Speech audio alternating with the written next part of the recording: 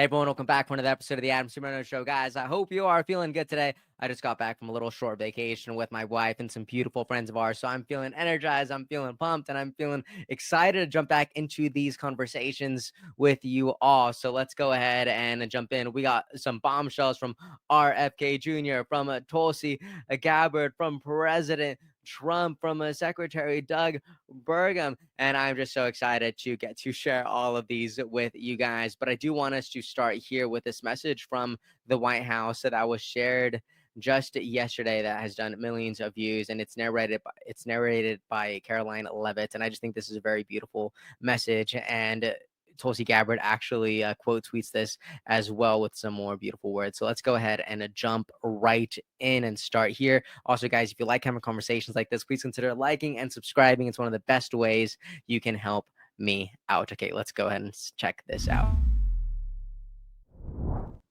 Listen, my children, and you shall hear of the midnight ride of Paul Revere. On the 18th of April in 75, hardly a man is now alive. He said to his friend, if the British march by land or sea from the town tonight, hang a lantern aloft in the belfry arch of the North Church Tower as a signal light. One if by land and two if by sea, and I on the opposite shore will be. So through the night rode Paul Revere, and so through the night went his cry of alarm to every Middlesex village and farm, a cry of defiance and not to fear, a voice in the darkness, a knock at the door, and a word that shall echo forevermore. For born on the night wind of the past, through all our history to the last, in the hour of darkness, in peril and need, the people will waken and listen to hear the horrifying hoofbeats of that steed in the midnight message of Paul Revere. Wow. Jeez, I'm watching that and I'm like borderline getting the chills. I think it's just so good. Uh, Tulsi Gabbard responds to this, says, today we are reminded of the bravery of those who sought out their right to a free society and a government of, by, and for the people. It is our privilege and responsibility 250 years later to stand strong in upholding those essential freedoms and liberties. So good. I feel like this is just the constant message of like everything we are right now in this moment. We are a product of the people who've walked before us, the things that they've built, the things that they've sacrificed, the lives that they've lived. And I don't know, it just is a great reminder of never taking anything for granted. And we're here to build things. We're here to make things better. We're here to serve others. And we're walking on land that other people have walked and built and cherished and grown and tamed. And I just think this is beautiful. So I love seeing that from Tulsi Gabbard. Another thing I loved from Tulsi Gabbard was, guys, just this week, Gabbard recently just shared this, saying nearly 60 years after the tragic assassination of Senator Robert F. Kennedy, the American people will, for the first time, have the opportunity to review the federal government's investigation, thanks to President of the United States' leadership and commitment to maximum transparency. There we go. We also have the news release here if you wanted to go ahead and pause and read all of this. This is incredible. Honestly, if there's one word that people could tie to President Trump's administration, I believe the singular word would be transparency. There we go. Now, also saw this from Secretary Kennedy. He said at the Tribal Self-Governance Conference in Arizona, I spoke about an urgent crisis, our broken food system. Too many Native American communities are being flooded with ultra-processed food, fueling rising obesity and chronic disease. With my leadership, that is going to end. Ladies and gentlemen, Robert F. Kennedy Jr., our nation's Health and Human Services Secretary. Check it out. Most of the tribes in this country now are living in food deserts, and there is a health crisis, a chronic health crisis on the reservation with heart disease, coronary disease, diabetes, obesity, etc. One of the tribes that is co-hosting this event, the Pima tribes, were 100 years ago among the longest lived people in the world. There was no obesity and no diabetes. And today they have the second highest diabetes rate in the world, almost 50% diabetes rate, Their longevity has dropped to 47 or 50 years old from 80 or 90 that it was 100 years ago. Interestingly, the Pimas across the border in Mexico are still among the longest lived people in the hemisphere because they're not getting the processed food. Processed food is poison for all of us, but it seems to disproportionately impact in Indian country. And if we're really going to change public health on the reservations and end this crisis, we need to address that, what's causing the crisis, which is the food system. There we go. Robert F. Kennedy Jr. never, he's not a surface level kind of guy. He looks beyond the surface. He goes beyond that first layer, and nothing has changed here. So I love it. Some people don't like these fluffy sort of videos with a pretty music playing in the background. I like it.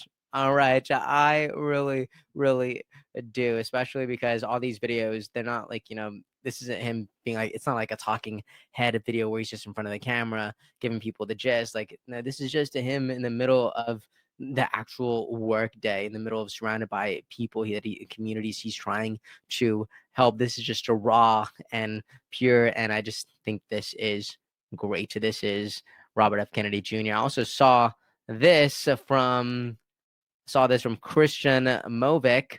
Check this out. This is actually Tim Dillon talking about Maha on News Nation, and I thought this was incredible. This came after RFK Jr.'s a incredibly viral video where he talks about the rise in the rate of autism, and I'm sure everybody has already seen that video. There's this screen grab, very iconic now, but check this out.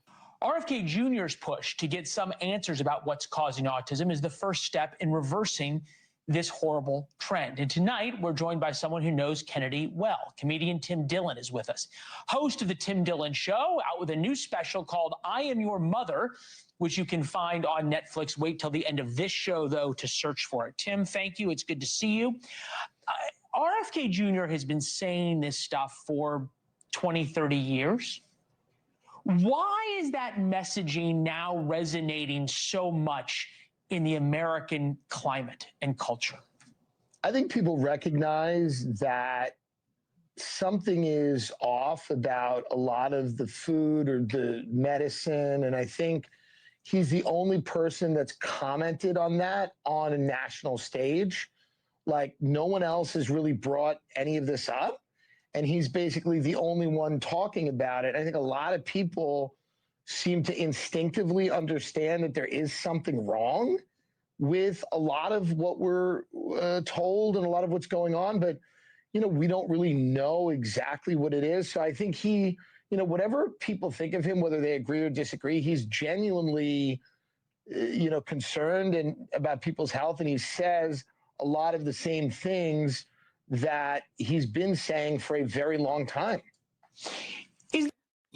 As Tim Dillon is talking about this, I'm actually we talk a lot about why Robert F. Kennedy Jr.'s message just resonates so much with a lot of people, but I do think this question made by this this host on News Nation is really fascinating, because why do so many people just happen to be trusting Robert F. Kennedy Jr.'s voice? Because I do think right now in culture we have a pretty profound BS meter. Like, whenever our meter goes off, we just tune out. Like, we don't really want to listen to the people who seem a little bit too polished or a little bit too, inauthentic. We're just done with that noise. We're tired of it. We just drown it out. But something about Robert F. Kennedy Jr.'s message does resonate, and why? And I do think Robert F. Kennedy, he just has this ability to have a national level conversation at a very human depth. Right? It's like whenever President Obama talks, it just feels presidential. But whenever Robert F. Kennedy Jr. talks, it's almost like you're just talking to your uncle. And it's he's just like spilling knowledge, and you're just like curious. You're like, whoa, wait, I didn't know that. Is that real? And then you look it up and it's like, whoa, that is real. And it's like, that's crazy. But so I do think that matters. When Obama talks, feels presidential. When RFK Jr. talks, it just feels like you're kind of talking to, one of those family members who's just really interesting and super, super smart. So if you ask me, I think that's why Kennedy's message is actually resonating so deeply with other people, because he's not speaking a language that is outside of their paradigm. He's speaking a language that feels like it's in your family. And I think that's why it matters, and that's why it resonates. So I think that is just great. You know what else is great? I saw this from Secretary Doug Burgum. He says, it's National Park Week. Enjoy waived entrance fees at all of our treasured national parks across the country today. He posted this today, and apparently it's, according to this tweet, you only get waived entrance fees at all today. So, some people are like, man, this guy just he just never criticizes the Trump administration. I'll do it right now. Today, this should have been all week. Come on. And you're just you're giving this, there's no heads up here. Like, you get free entrance today, and you're letting me know today. How am I supposed to schedule a trip to a national park within minutes or within a day? Like, there's nothing near me. That's crazy. So that's my critique today. All right. But anyways, I do want to end off this video with an amazing message from President Trump regarding Easter.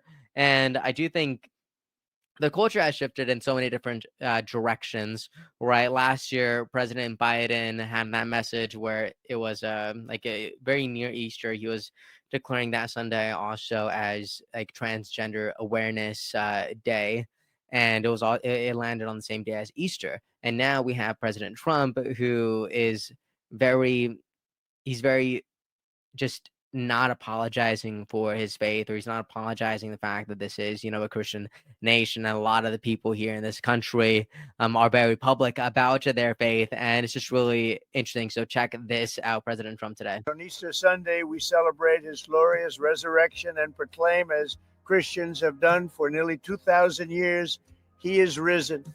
Through the pain and sacrifice of Jesus on the cross, we saw God's boundless love and devotion to all humanity. And in that moment of his resurrection, history was forever changed with the promise of everlasting life. As we approach this joyous Easter Sunday, I want to wish Christians everywhere a happy and beautiful and blessed holiday. America is a nation of believers. We need God. We want God. And with his help, we will make our nation stronger, safer, greater, and more prosperous, and much more united than ever before. Thank you to everyone, and have a really happy Easter. So good.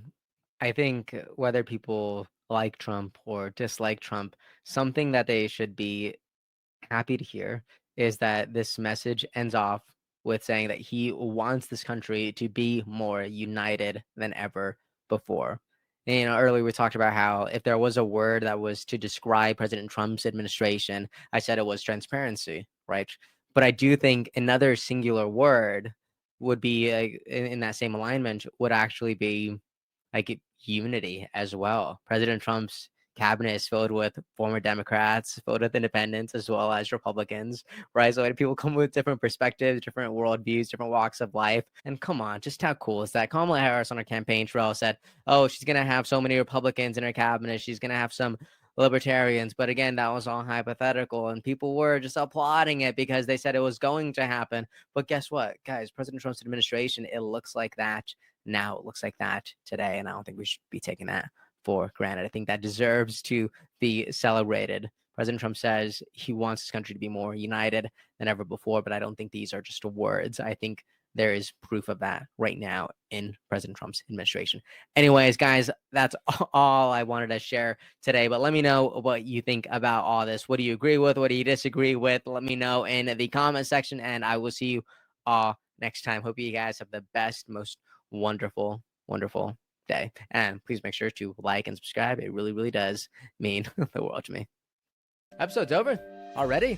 Geez, that was fast. Well, they say beautiful things do not last forever, but feel free to watch and listen to another one of these episodes if you're interested in those conversations as well. Also, this next part is huge. Make sure to obliterate that like and subscribe button and turn on the notification bell so you never skip a beat. I also have a newsletter where we dive into the news, politics, and ideas that shape our future. If you're interested in signing up, I'd really appreciate that. Anyways, that's the end of this episode. Thank you so much for watching and listening, and I'll see you next time.